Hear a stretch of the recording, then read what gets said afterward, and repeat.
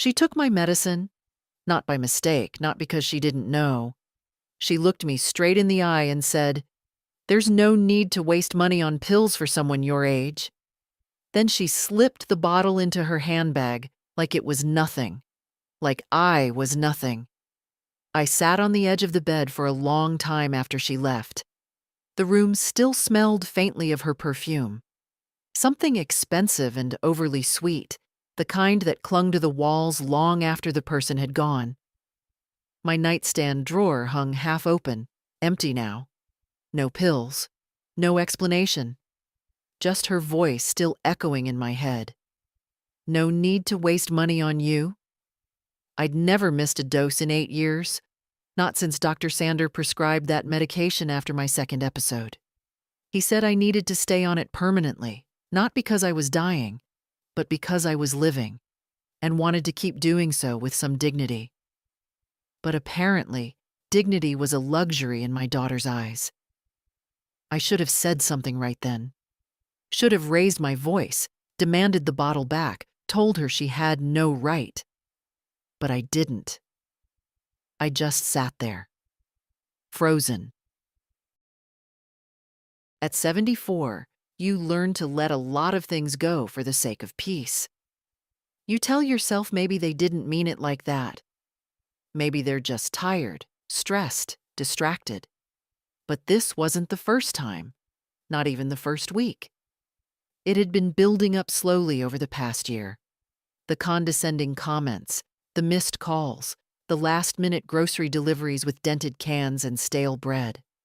The way she'd stop answering halfway through my sentence. "You already told me that, Mother." Always in that voice. Clipped, efficient, like she was managing me, not listening. She used to be different. When Robert died, Caroline moved in for a while, said she wanted to make sure I was okay. Back then, she brought me fresh groceries, sat with me after dinner, asked how I was sleeping. But that was 10 years ago, before her second divorce, before the new job in finance, before she started talking about asset optimization and long-term care planning, like I was a spreadsheet, not her mother. Now she visits once a month, sometimes less. When she does, she never stays longer than half an hour. She talks about the cost of everything, her rent, her car, her gym, the rising bills, and somehow I always end up feeling guilty for having survived this long. That morning, I'd made tea like always. Set out the good china.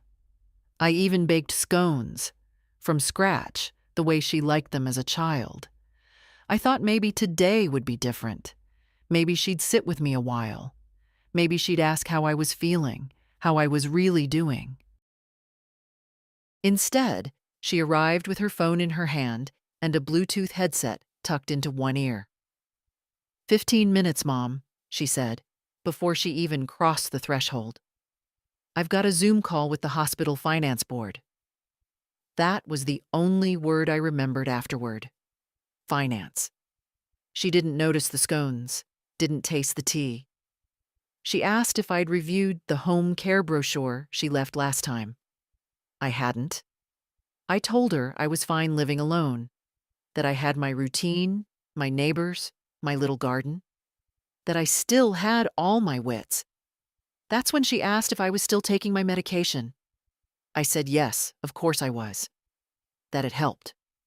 She opened the drawer without asking, took out the bottle, read the label.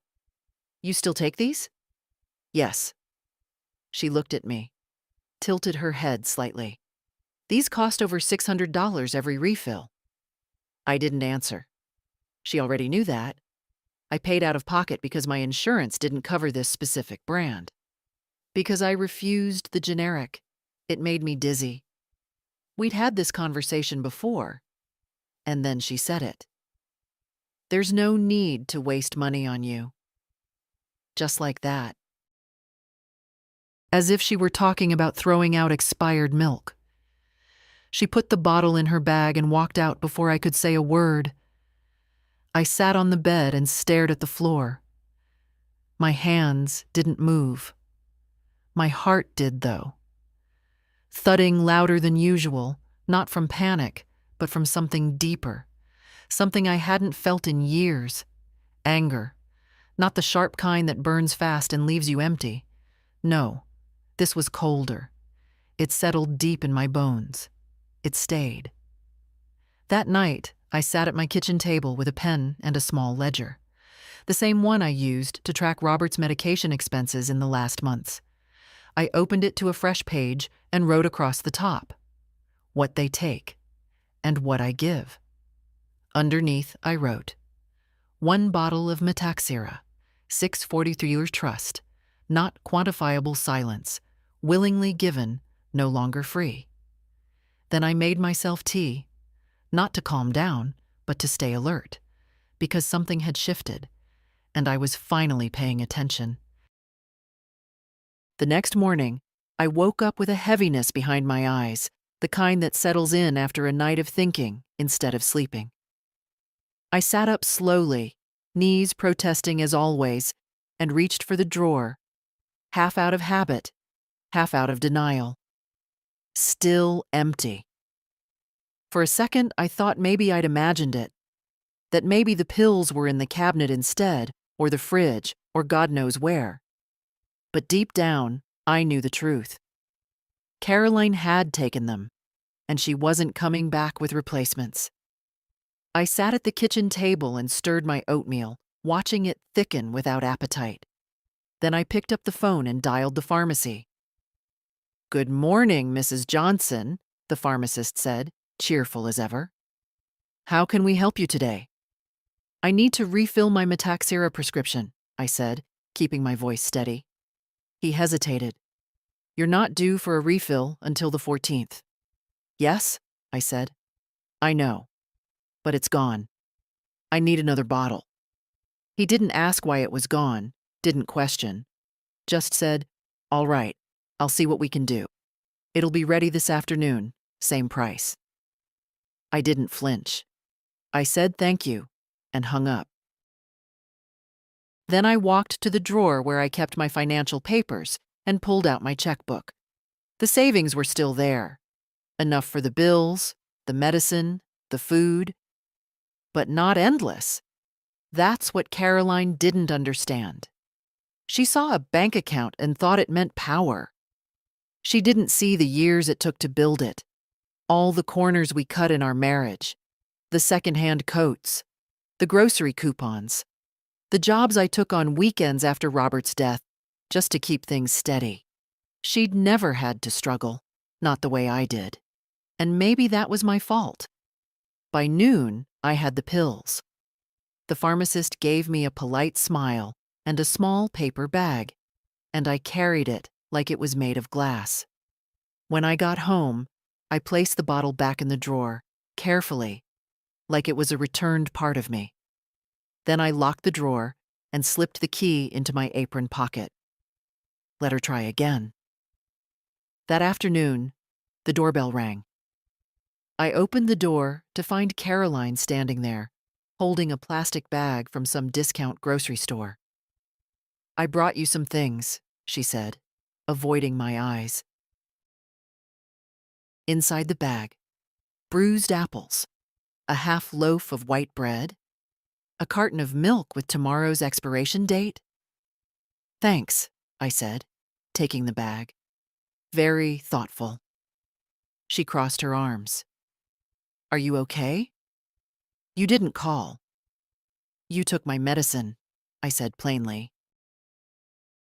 She flinched. "I didn't take it. I borrowed it. I was going to come back with something cheaper." "It wasn't yours to borrow," I said, "and I'm not switching medications." She sighed, exasperated. "Mom, you're being unreasonable. That stuff is overpriced. There's a generic version for a third of the cost." And that generic makes me sick. She looked down at the floor, then back up. "You can't keep spending like this. You'll run out." "I'd rather run out with dignity than live like a shadow." That stopped her. She shifted her weight from one foot to the other, lips tightening. "I'm just trying to help." No, I said. You're trying to manage. There's a difference. We stood in silence for a moment. I could see the flush rising in her neck. She wasn't used to pushback. I have a meeting in 10 minutes, she said abruptly. I'll check on you next week. I didn't say goodbye. I just closed the door. Later that evening, I took out the ledger again. March 5th. Groceries. Unrequested. Est. $9 dismissive visit. 7 minutes. Medicine. Comment. Unreasonable. Overpriced. You'll run out. Emotional cost. High physical cost. Hidden. I closed the book. Then I sat back in the chair and stared at the wall, letting the quiet wrap around me. There are moments in a woman's life when she realizes the line between help and harm has blurred. That care, when laced with control, isn't care at all. It's condescension. Carolyn didn't think she was being cruel. That's the part that stung. She thought she was being logical, efficient, responsible. She believed she knew best. And somewhere along the line, I had let her believe that. But not anymore. I stood up, walked to the kitchen, and made a list. Not for groceries, not for tasks, but for the things I would no longer tolerate. At the top, I wrote, "No more shrinking to fit her comfort." I didn't expect her to come back so soon, but 2 days later, there she was again, standing in my doorway with a clipboard and a brochure. "This is the home care company I told you about," she said, like we hadn't had that last conversation, like she hadn't taken my medicine and brushed off my objections like crumbs from a table. "They've got great reviews. I even spoke to someone there." I didn't invite her in. I just looked at the brochure. A smiling woman in scrubs pushing a wheelchair. The slogan read, "Compassionate support for the ones who raised us." I raised an eyebrow. That's rich. Caroline frowned. "What's that supposed to mean?" "I raised you," I said quietly. "And now you want to outsource your guilt." She sighed, already irritated. "Mom, don't make this harder than it has to be." Harder? She had no idea. Hard was being 29 with a husband dying in a hospital bed and a toddler screaming in the hallway. Hard was working 2 jobs while pretending everything was fine. Hard was scraping together enough for your daughter's piano lessons while eating toast for dinner. I knew hard. She just knew inconvenience. "I don't need someone watching me like I'm a houseplant," I said, folding the brochure and handing it back. "And I don't need you arranging my life behind my back." She didn't take the paper. "I'm just trying to prepare," she snapped. "You don't see what I see. You're slowing down. You forget things." "Do I?" She opened her mouth, then closed it. "Fine. If you want to be stubborn, I want to be respected." Her face hardened, and she finally took the brochure back. "This isn't about respect, Mother. It's about reality. You're not getting younger, and I can't always be here. You need to start thinking practically." I looked her straight in the eye. "I started thinking practically the day you took my medicine." That silenced her for a moment. A flicker of guilt, or maybe just annoyance, passed across her face. "I'll call you later," she muttered, turning on her heel. I watched her walk down the steps and into her spotless SUV, watched her adjust the rearview mirror before pulling away. Then I went back inside and locked the door. That night, I opened the ledger again. March 7th. Visit. 12 minutes. Brochure. Compassionate support. Language used, stubborn, forgetful, not getting younger. Offer, nursing care for convenience, not concern. Reaction, deflection. Emotional withdrawal. Complete. I poured myself a glass of water and sat in the dark for a while. You don't raise a child thinking one day she'll look at you like a problem to be solved. You don't change diapers and stay up with fevers and sew Halloween costumes thinking that child will one day evaluate your usefulness like an expired product. But here we were. I wasn't angry anymore. Not in the way I had been. I was tired, yes. But I was also clear. And with clarity comes resolve. The next day, I made some changes. First, I called the pharmacy and set up a private PIN for all future prescriptions. Then I moved my medications to a lockbox in the kitchen drawer. I scheduled my next doctor's appointment and asked for a printed summary of my medical chart, something I hadn't done in years. Then I pulled out the fireproof box with all my financial documents and began to reread them. Slowly, carefully.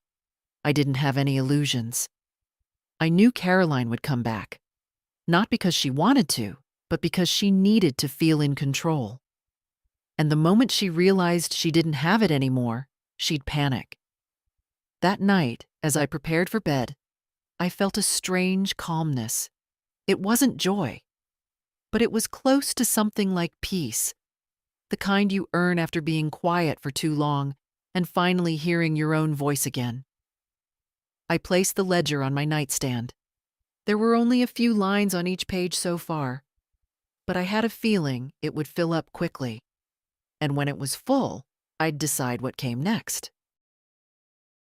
She didn't come for 2 weeks, not a call, not even one of her usual dry little texts. Groceries delivered or you good? Nothing. At first, I thought maybe I'd finally drawn a line she was afraid to cross. But then I remembered. Caroline never avoided conflict. She just waited until she could control the next move. That was always her way. Not yelling, planning. And I knew in my bones she was planning something. I didn't mind the silence, to be honest. It gave me space. And in that space, I began to breathe differently. I rearranged the spice drawer, took out the old photo albums, even walked to the post office one bright morning, leaning on my cane but standing tall. And I felt something I hadn't felt in a long time. Competent, not quick, not strong, but capable. Still me. Then, one Thursday afternoon, the phone rang. It wasn't Caroline. "Mrs. Johnson?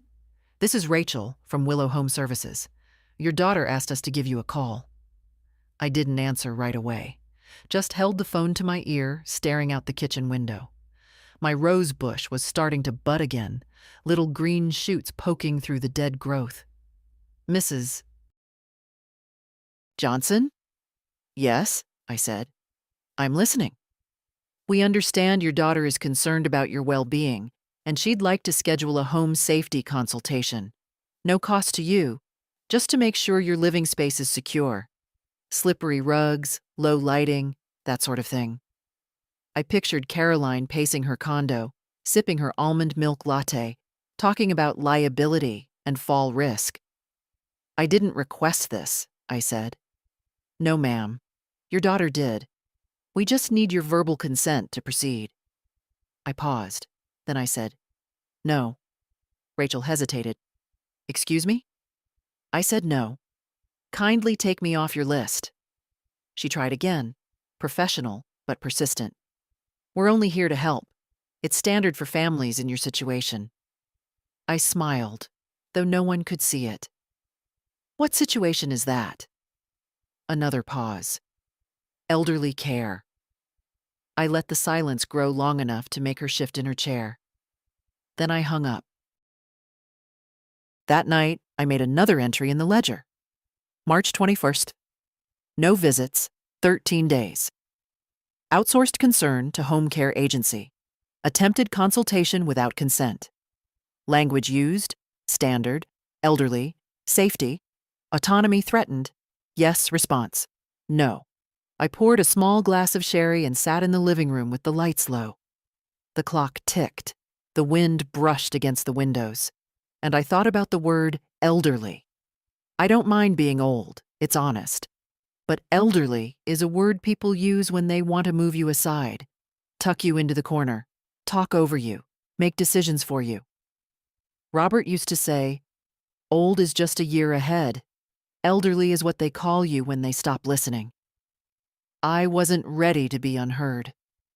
The next morning, I pulled out my checkbook again and made a payment for my quarterly taxes. Then I sat down and wrote a letter to my financial advisor, requesting an updated statement on all my holdings. If Caroline wanted to treat me like a client instead of a mother, then she'd better know I could still balance a budget better than half the analysts at her office. Later that day, I went out to prune the roses. The ground was damp. My knees ached, but I knelt anyway. There was something beautiful about tending something that needed care. Something that would bloom, not because someone else scheduled it, but because I chose to show up. My neighbor Janice waved from across the street. "You're out early," she called. "Roses don't prune themselves," I said. She smiled. "You're tougher than you look." I smiled back, but inside I thought, no one sees how tough I've always been. And I was done hiding it. I didn't tell anyone about the spell I had that night. It wasn't dramatic. No ambulances, no collapsing on the floor. Just a slow, suffocating pressure in my chest while I stood at the kitchen sink, rinsing out a teacup. I thought maybe it was just gas, or the kind of heaviness that sometimes comes when you're tired and lonely and have too many things unsaid. But when I sat down, the pain didn't ease. It crept up into my throat, across my shoulders, a quiet alarm bell ringing in the hollows of my body. I breathed slowly, one hand on the table, the other gripping the armrest. "Don't panic," I told myself. "It might pass." And it did. 15 minutes later, it was gone, like it had never been there. But I knew. Something had shifted. I didn't call Caroline. That was the part that stayed with me the most. Not the pain, not the fear. The choice not to pick up the phone. She wouldn't have answered, not right away. And if she had, I could already hear the strain in her voice, the sigh, the scramble to make me someone else's problem. Maybe she'd tell me to call the agency again. Maybe she'd say, "You need to stop being so stubborn, Mom." No. I wanted no part of that. I made myself a cup of peppermint tea, drank it slowly, and went to bed. The next morning, I took a long look at myself in the mirror. My hair, still mostly silver, needed trimming. My skin was thinner now, and I could see every small bruise from bumping into furniture. But my eyes, they hadn't changed. Still sharp. Still mine. "Not today," I said to the reflection. "Not yet." I dressed in my softest cardigan, pulled on my walking shoes, and took a slow stroll around the block. It wasn't much, but it felt like a quiet rebellion, a reminder to myself that I was still in motion, still alive. When I got home, there was a voicemail waiting. Caroline. "Hey, Mom, I know we haven't talked much. Just checking in. Hope everything's okay. Call me if you need anything." It sounded rehearsed, like a line she had to deliver before a meeting. I didn't call back. Instead, I sat down and wrote in the ledger. March 25th. Physical episode, moderate resolved alone, no contact during after message tone, obligatory dependence reduced, reality proven emotional cost, moderate autonomy intact. Yes. Later that week, a small envelope arrived in the mail. Inside, a pamphlet from an estate planning firm. No note. Just a bright yellow sticky tab marking the page titled, "What Happens If You Become Incapacitated?" I stared at it for a long time. She wanted to be in charge, not to help, but to own the power of my decisions, to control what came next. That night, I opened the fireproof box again and began reviewing my legal documents. Will, trust, power of attorney. I hadn't updated them since Robert died. Back then, I'd made Caroline the primary contact. It had seemed logical. She was the more organized one, the one who always had a plan. Now, I saw it differently. In the quiet of my living room, I took out a notepad and wrote a list of names. People I could trust. Not many, but enough. My neighbor Janice, who checked on me without expectation.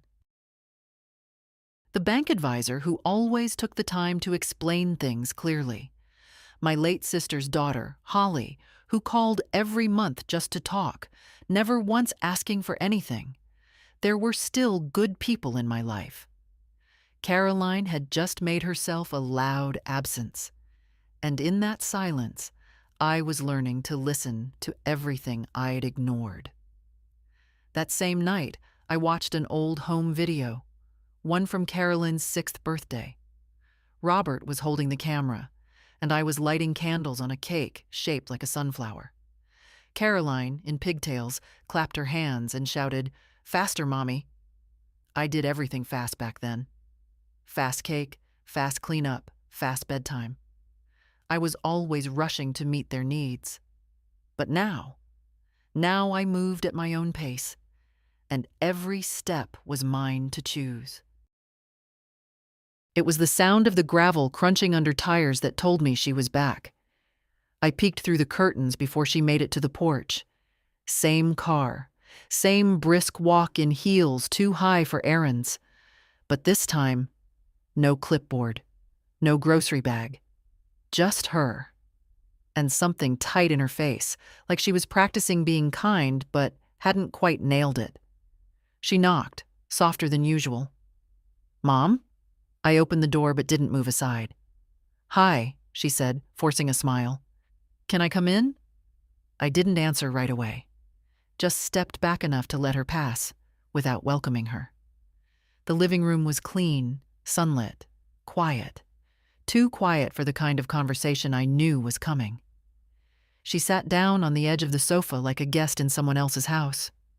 "I've been thinking," she started, smoothing out her skirt. "About everything. About you." I waited. "I know I've been a little overbearing.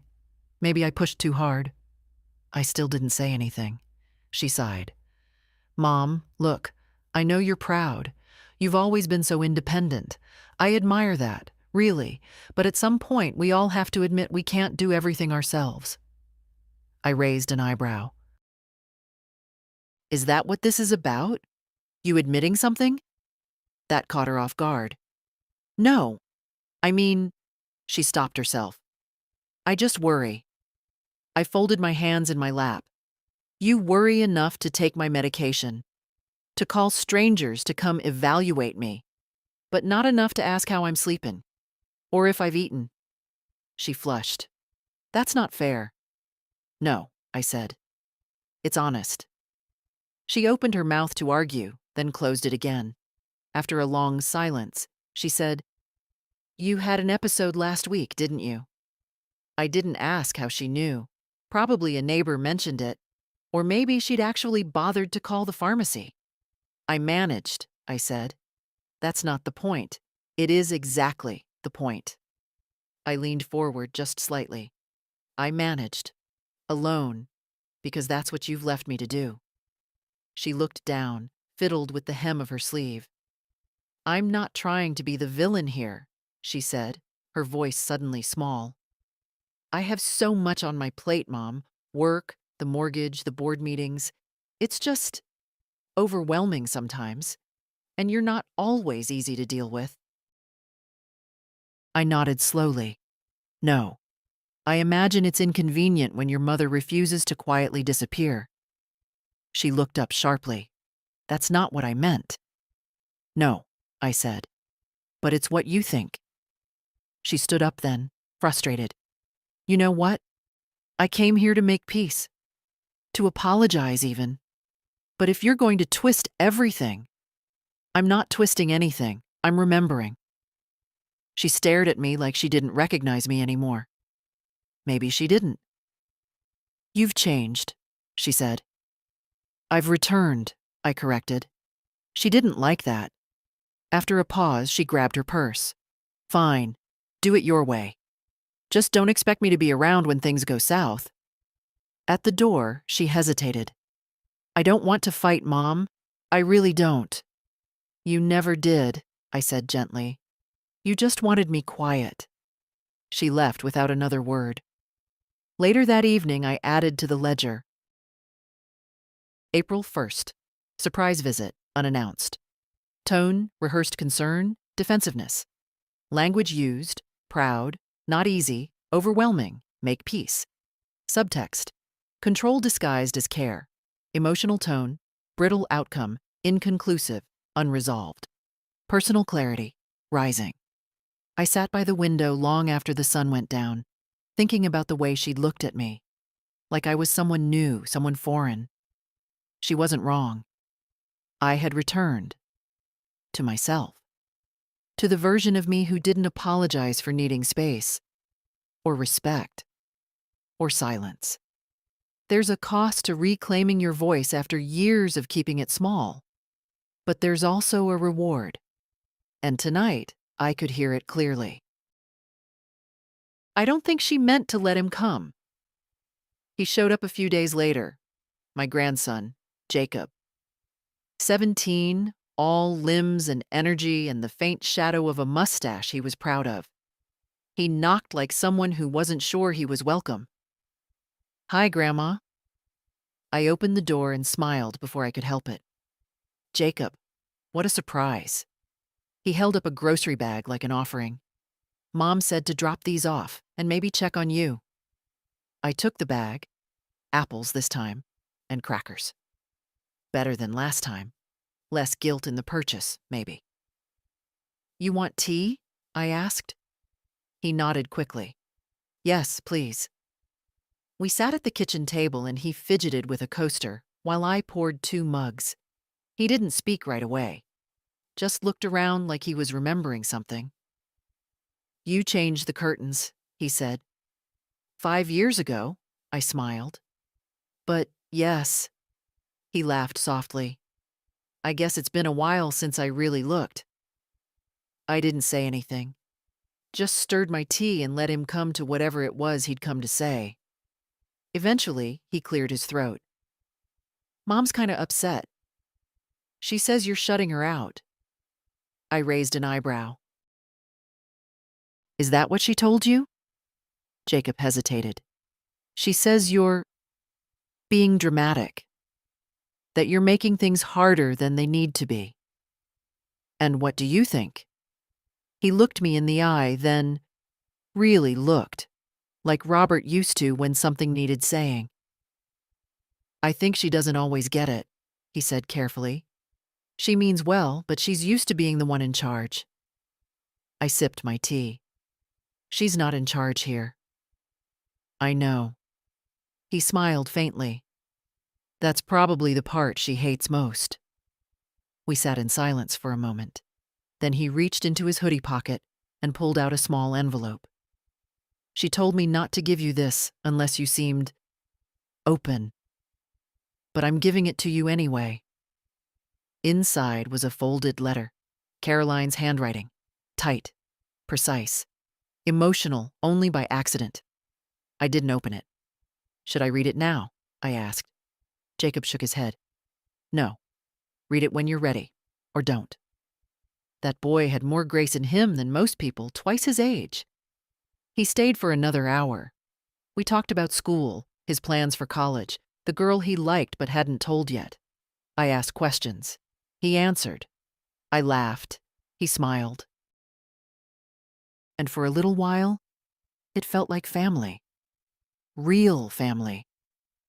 Not the kind that arrives with brochures and polite tension, but the kind that lingers and eats 2 cookies without asking. When he left, he hugged me tightly, not out of obligation, but care. You're still the strongest person I know, he said, almost a whisper. After the door closed behind him, I sat back at the kitchen table and stared at the envelope. I didn't open it. Not yet. Instead, I reached for the ledger. April 5th. Visit, Jacob, unscheduled. Grocery delivery. Acceptable tone? Sincere, open message delivered, 1 envelope. Letter unopened. Choice preserved. Family connection. Real emotional replenishment, notable. I slipped the envelope into the drawer beside the ledger. I wasn't angry anymore. Not like before. The sharp edge of betrayal had softened. But that didn't mean I was ready to forgive what hadn't been owned. Forgiveness, in my life, had always come too quickly. I used to hand it out like tissues, to smooth things over, to keep the peace. But peace, at the price of your dignity, is just another kind of silence. And I was done with silence. The next time I opened the envelope, it was because the house was too quiet. It was one of those long, colorless afternoons when the air sits heavy and the clock ticks too loudly. I'd already finished my chores, read a chapter of my book, watered the plants. But still, the quiet pressed in like fog. So I sat down in the armchair with Caroline's letter and unfolded it. Her handwriting hadn't changed. Still tidy, slanted, impatient, like she was trying to get through it before she changed her mind. Mom, I know you're angry. I know I crossed a line. I've been thinking about that day, about the pills, and I realize now how wrong I was. I wasn't trying to hurt you, but I did. I know that. It's hard for me to see you getting older, not because I don't love you, but because it makes me feel powerless, and I hate feeling powerless. Maybe that's why I try to control things. Maybe that's why I try to manage instead of listen. You've always been so strong. It scares me to see any crack in that. I didn't mean to treat you like a problem. I know it must have felt like that. I just didn't know how else to show I care. I hope one day you'll let me make things right, but I understand if you're not ready. Love, Caroline. I read it twice. Slowly, then again, more quickly. There were no excuses in the letter. That surprised me. There was an apology, yes, and a bit of self-justification tucked between the lines. But mostly, there was something I hadn't heard from her in a long time. Vulnerability and fear. It was strange, seeing it like this. On paper, her voice sounded younger, like the girl I once knew. The one who cried when her fish died. The one who sat beside me during storms and asked if the thunder would ever break the house. She wasn't cruel. She never had been. But she had grown cold, efficient, hardened by something I couldn't quite name. Life, maybe. Or disappointment. Or just the long, slow erosion of closeness between mother and daughter when neither one says what they truly feel. I placed the letter beside me and closed my eyes. I remembered holding her the night her father died. She was 24, too grown up for lullabies, but small again in her sorrow. She hadn't let go of my hand all night. That girl was still in her somewhere. But she had built a fortress around herself, and lately she'd been trying to build one around me, too. The difference was, I'd already lived my life inside too many walls. I got up, made myself tea, and sat at the kitchen table. The ledger lay open where I'd left it. I didn't write in it that day. I just stared at the last entry, Jacob's visit, and wondered, when was the last time Caroline had walked into this house and simply sat? Not advised, not managed, just sat and stayed. I didn't know. Maybe she didn't either. That evening, I dialed the number to my doctor's office and scheduled a full checkup. "You want everything?" the nurse asked. "Yes," I said. "Blood work, heart scan, all of it." "All right, Mrs. Johnson, we'll book you in for next Tuesday." I hung up and marked the date on my calendar, one step at a time. Not for her, not for guilt. For me. Later, I opened a new page in the ledger, not for judgment, but for something else. April 8th. Letter received. Sincere tone, no demands, acknowledgement of harm, present signs of vulnerability, evident trust, not restored, but acknowledged. Reaction, thoughtful, cautious action, self-care initiated emotion, bittersweet, steady. I folded the letter and placed it inside the back cover of the ledger. I wasn't ready to answer, but I wasn't angry anymore. And that, too, was a kind of healing. It was raining when the phone rang. Not a soft spring drizzle, but a loud, insistent downpour that slapped the windows and turned the street outside into a river. I was in the living room, folding laundry. Slow, methodical, the way you do when the day has no real beginning or end. The phone rang again. I checked the screen. Caroline. I answered without saying hello. Her voice cracked before she even got through the first sentence. Mom, I need help. It was not the voice of a woman trying to be polite or persuasive. It was raw, frightened, exposed. What happened? She tried to speak, then stopped. I could hear her breathing, quick and shallow. I'm at the hospital, she said finally. They found something. The words came in fragments. A lump, a scan. The phrase needs surgery immediately. She was alone. She hadn't told anyone yet, not even Jacob. And she didn't know how to say it without sounding like she was already falling apart. They say I need the operation by the end of the week, she whispered. And my insurance, it won't cover it all. The surgeon I trust, he's considered out of network. I felt the shift before I let myself name it.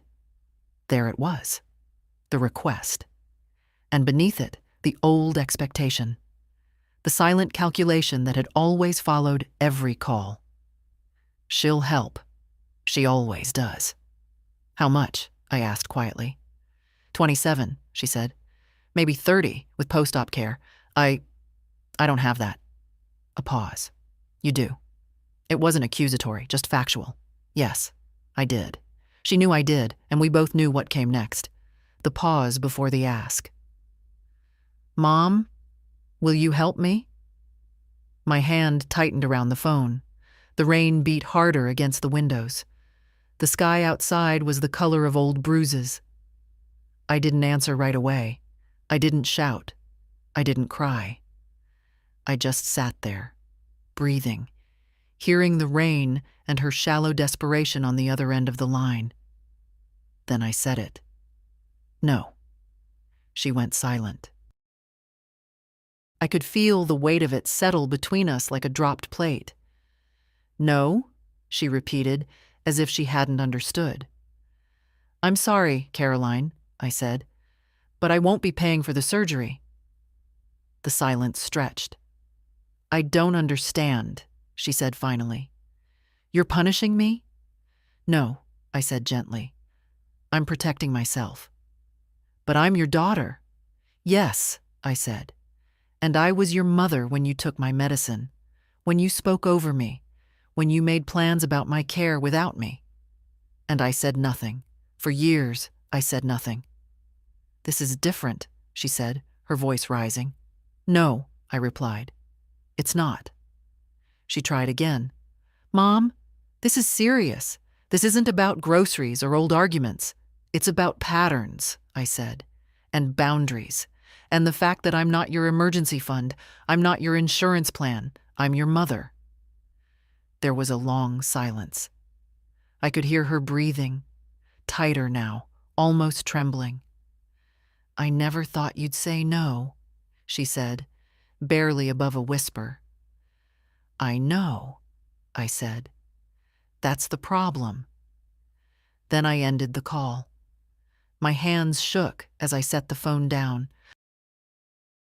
Not from guilt, but from the sheer force of how long I'd been waiting to say that word and truly mean it. No, it echoed in the quiet. It felt like breathing for the first time. I opened the ledger with steady fingers and wrote, April 12th. Phone call. Urgent request. $30,000 medical emergency. Verified tone. Fear, expectation, assumption. Response given, no emotional cost, high emotional return. Freedom. I closed the book and stared out the window. The rain was still coming down hard, but I didn't feel cold. I felt whole.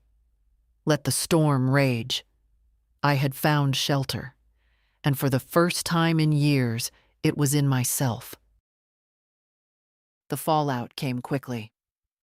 That night, I turned my phone off. I didn't want to hear the barrage, the outrage, the guilt-laced appeals disguised as concern. I knew her, knew the rhythm of her emotions. Shock would turn into pleading, then into anger, then into blame. I had finally stepped out of the role she'd written for me, and she had no idea what to do with a mother who said no. The next morning, I turned the phone back on. 37 missed calls, 8 voicemails, and 2 messages from Jacob, just asking if I was okay. Only his I listened to. Hey, Grandma, Mom's really upset. I don't know everything, but she said you two had a fight. Just checking in. Call me when you want. And the second? Later that night. I'm here if you need anything. I love you.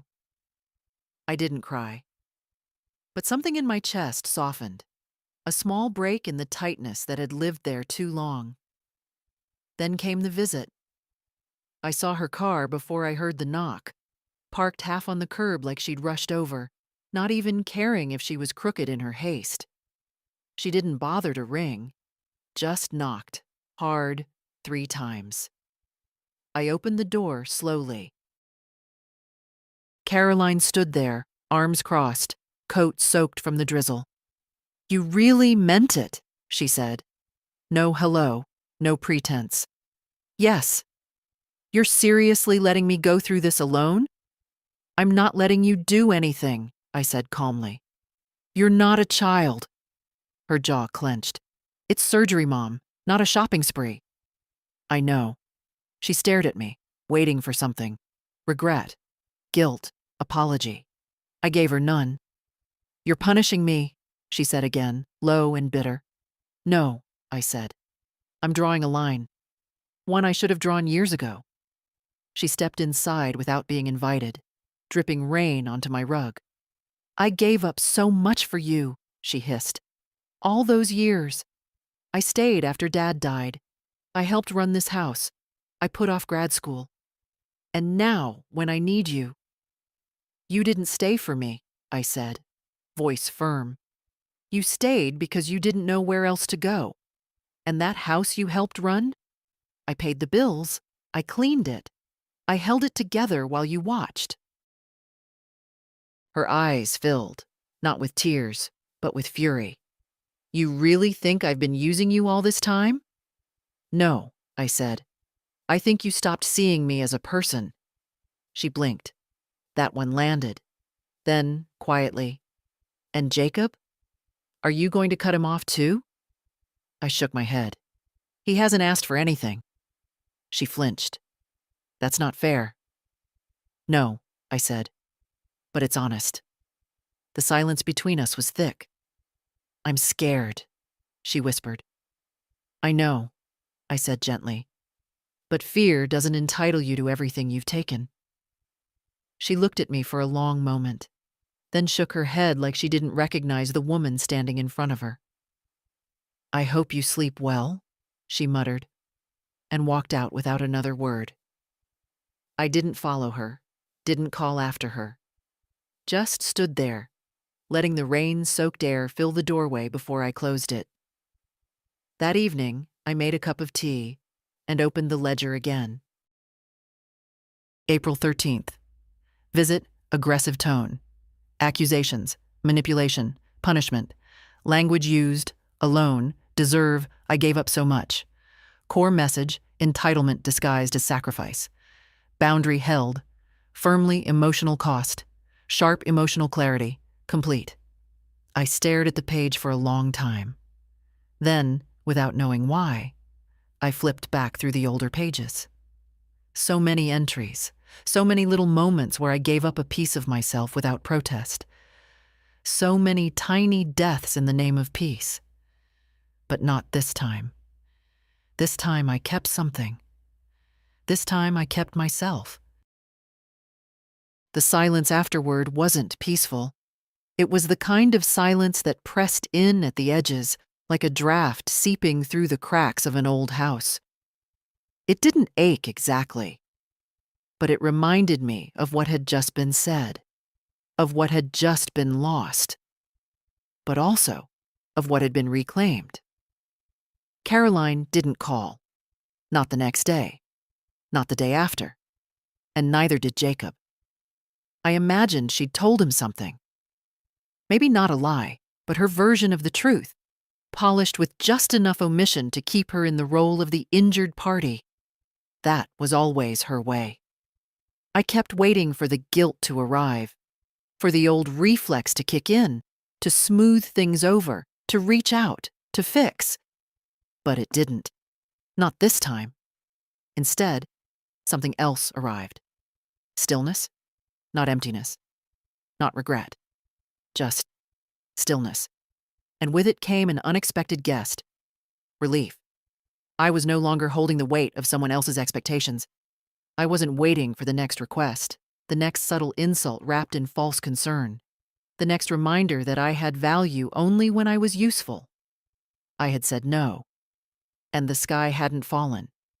Instead, the rain had stopped. I took advantage of the quiet. I cleaned out the closet in the back room, the one where Robert used to keep his tools, then Caroline, her boxes of old paperwork and forgotten electronics. I found photo albums, old receipts, a tangle of cords that led to nothing. And at the very back, a small metal box I'd almost forgotten. Inside, copies of every check I'd written her in the last 10 years. Not because she asked for records. She never did. But because some part of me needed to keep them. Maybe even then, I was preparing for this moment. A moment where memory alone wouldn't be enough.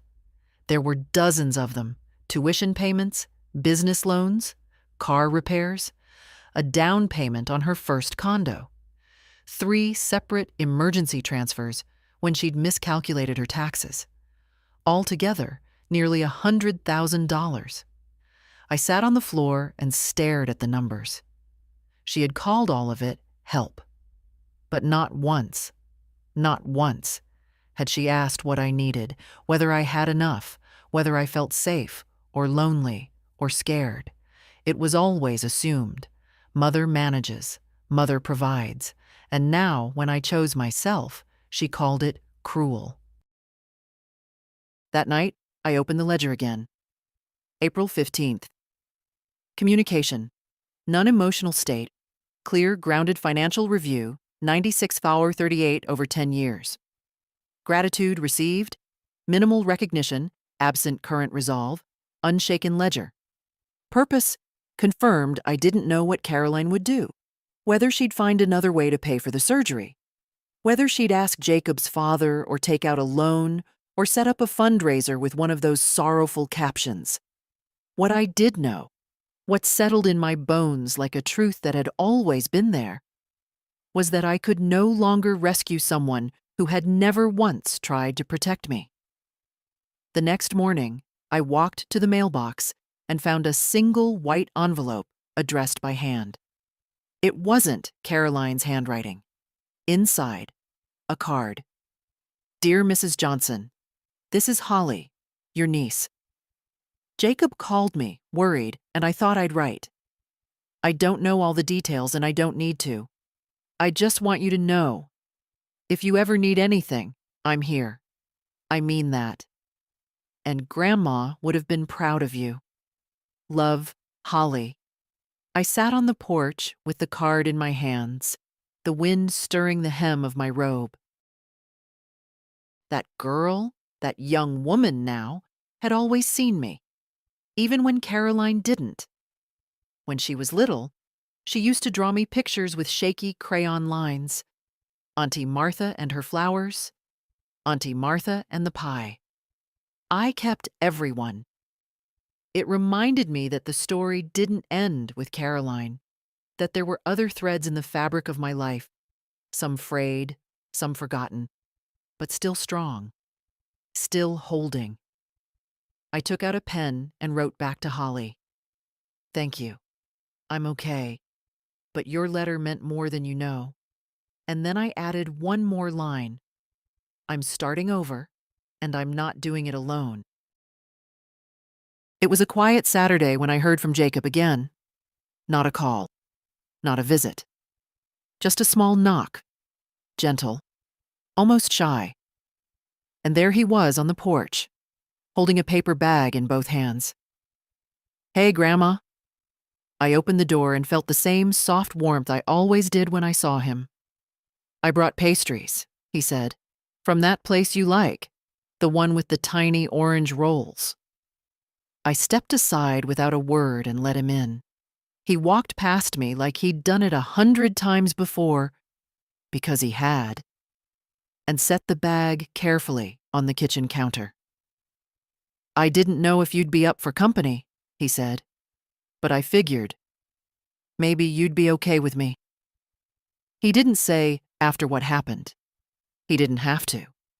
We sat down with tea and the pastries, and for a while, we just ate in silence. No heavy talk, no tension, just cinnamon and citrus, and the sound of a spoon tapping the side of a mug.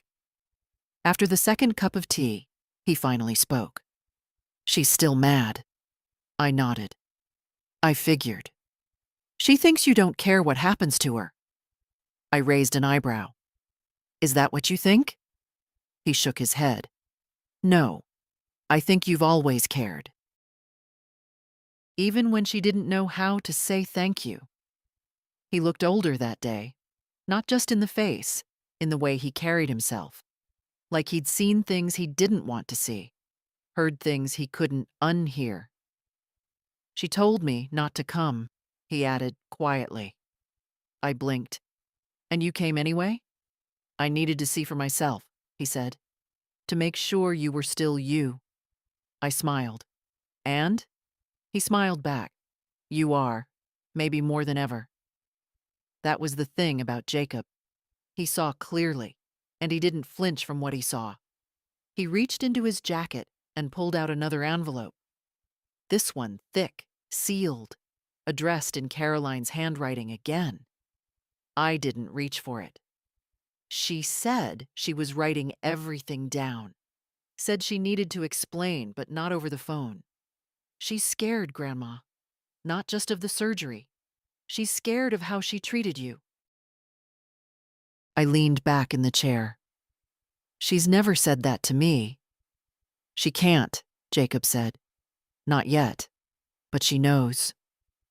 I didn't take the envelope, not because I was angry, not because I'd hardened, but because some things don't need to be read right away. And some truths, once spoken, can wait until you're ready to feel them fully. Instead, I placed my hand over his. I'm proud of you, I said. You're learning faster than your mother ever did. He looked down, then back at me. I just don't want to lose both of you. I didn't say what I was thinking. You already lost pieces of her years ago. Instead, I said, you won't. He left an hour later, but not before washing the dishes and wiping down the counter like he'd grown up doing it. He hadn't. That was Caroline's way. But I'd taught him enough on the visits we did have, and he'd remembered. After he left, I sat down at the kitchen table again and opened the ledger. April 20th. Visit Jacob Pastries. Thoughtful, personal. Update. Carolyn still angry. Scared envelope received. Unopened emotional tone. Soft, respectful family link. Preserved line held intact. Then I turned the page. Not just in the book. Inside myself. There was something freeing in realizing that you didn't have to hate someone to protect yourself from them. That love, too, could come with boundaries. That forgiveness could take its time. I didn't know what I would do with Caroline's letter. Maybe I'd read it tomorrow. Maybe I wouldn't. But I knew one thing with certainty. I had stopped asking for her to change. Now I was changing. And that had made all the difference. I didn't read the letter the next day, or the day after that.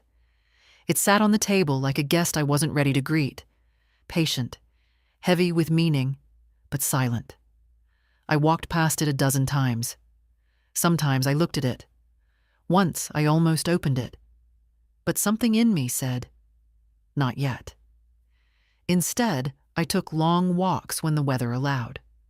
I returned to baking, not for anyone, just for myself. I cleaned out the pantry, rearranged my books, even polished the silver. There was comfort in doing the things that no one saw, but still mattered. And I began to sleep better. I hadn't realized how shallow my rest had become over the years. How often I lay still with my eyes closed, but my thoughts racing. What if she called in a crisis? What if I missed something? What if saying no had been too much? But now, when I lay down, the silence was clean. I was no longer preparing for the next demand. I was simply resting. Then, a week later, a small package arrived. Not from Caroline, from Jacob. Inside, a book, a blank journal, cream-colored pages, unlined, heavy in the hand. And a note written in pencil. I figured maybe it's time to start writing things that aren't just records. Love you. I ran my hand over the cover. There was something in that.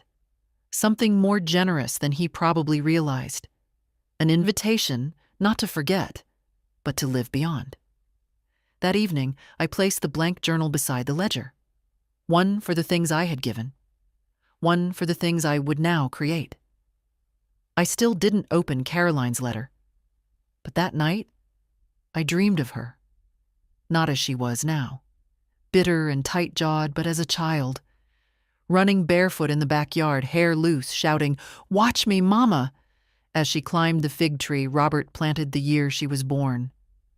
I woke with tears in my eyes. Not from pain, from memory. Later that morning, I sat on the porch with my tea and stared out at the quiet street. Birds hopped along the sidewalk. A neighbor jogged by and waved. The air smelled like earth and the first cut grass of the season. And I realized something.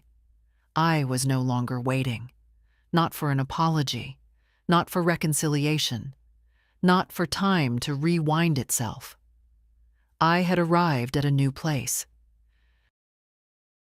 One where her love, flawed, inconsistent, no longer held me hostage. One where I could still hold the good without denying the harm. And maybe that was what forgiveness truly was. Not saying it's okay, but saying it happened. I see it clearly, and I choose to go on anyway. I opened the ledger again. April 27th. Letter, still unread. Emotional clarity, deepening sleep, restored gift from Jacob. Symbolic, generous emotional shift. Memory without bitterness. New beginning, forming.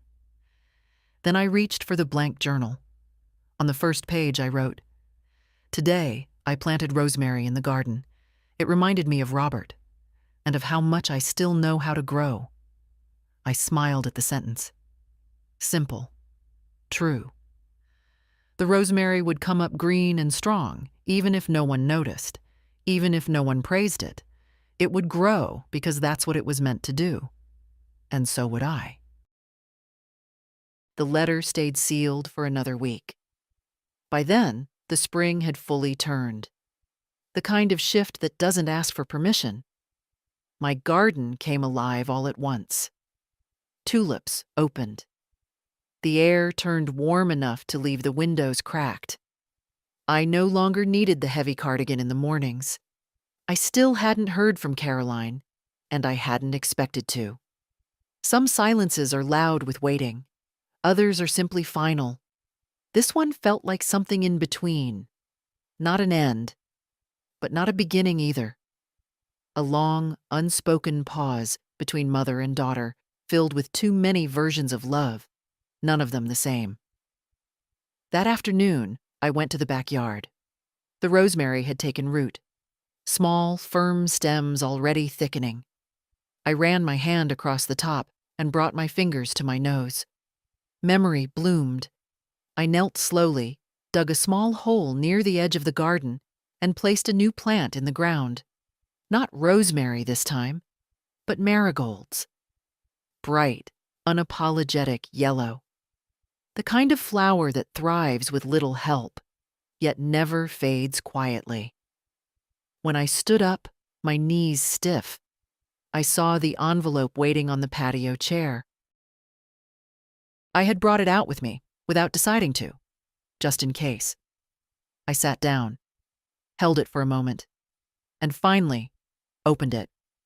The handwriting was the same, neat, reserved, like she was afraid of the words slipping out wrong.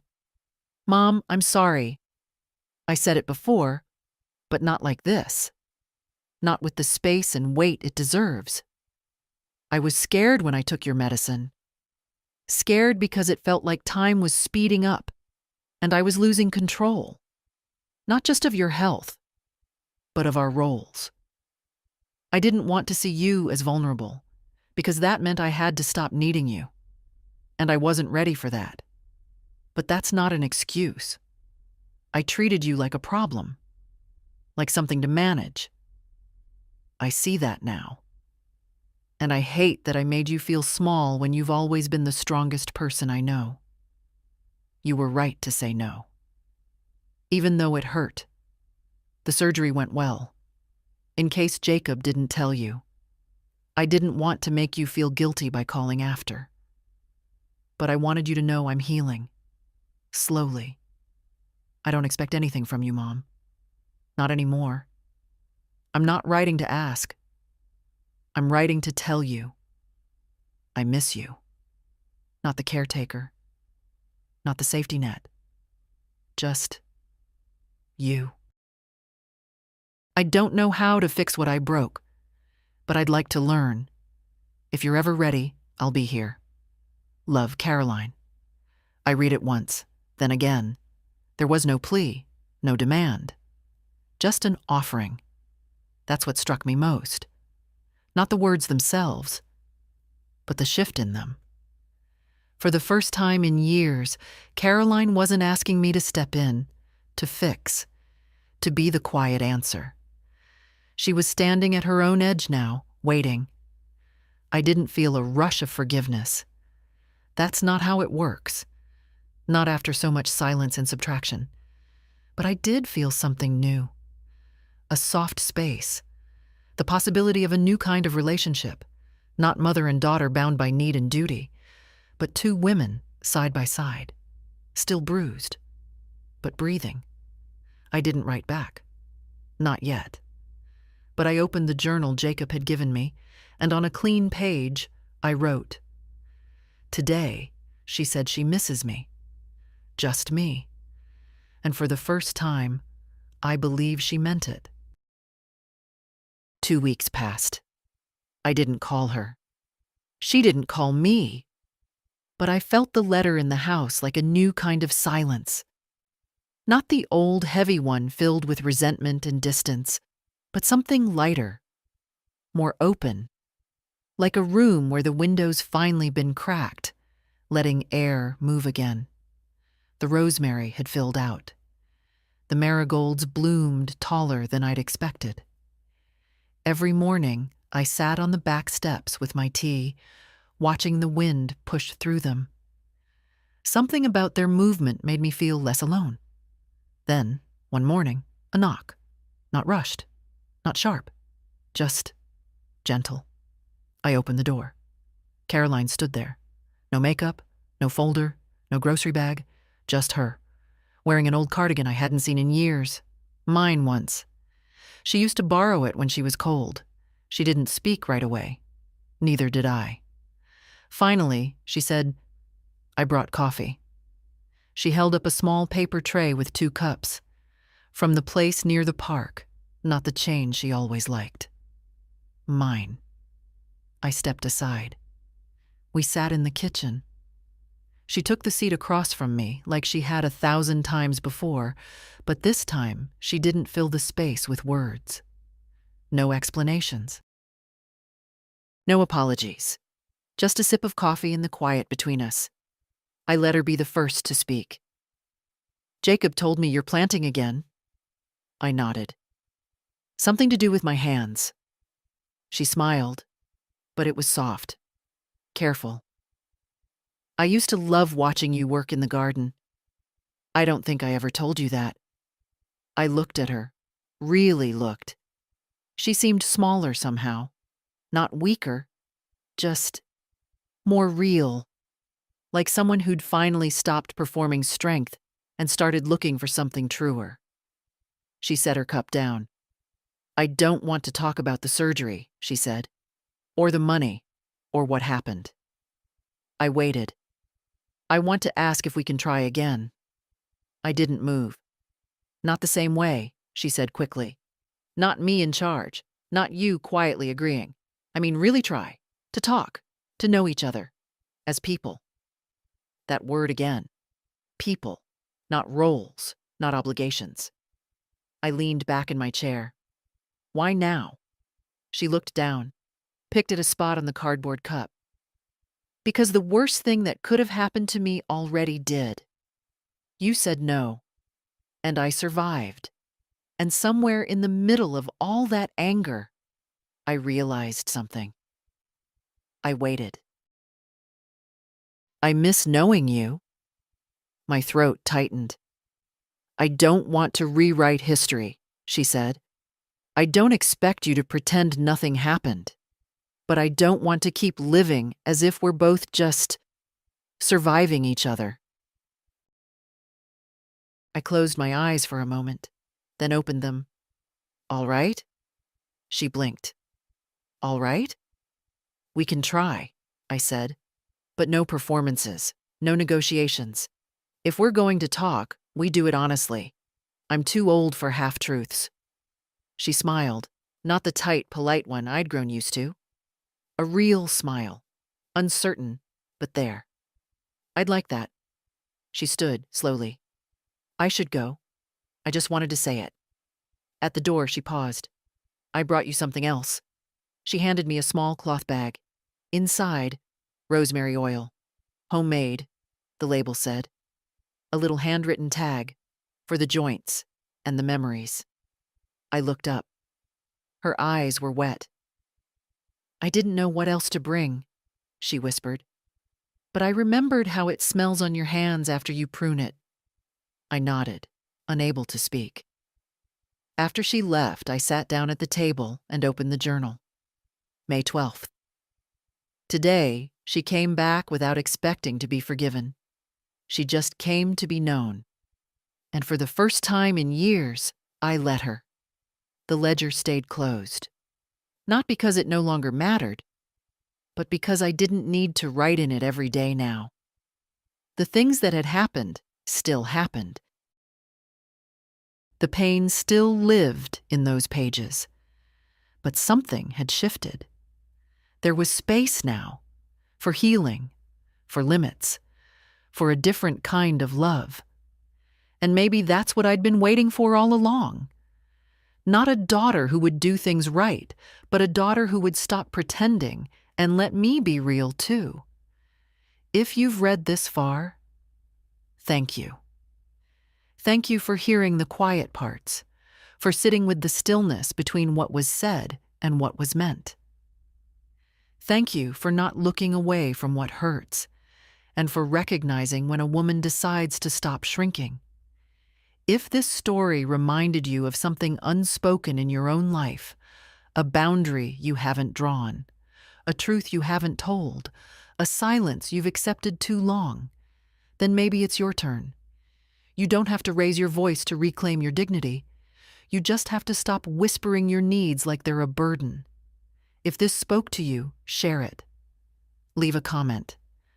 Let someone else know they're not alone in what they feel, but don't say. We are many. We've just been quiet too long,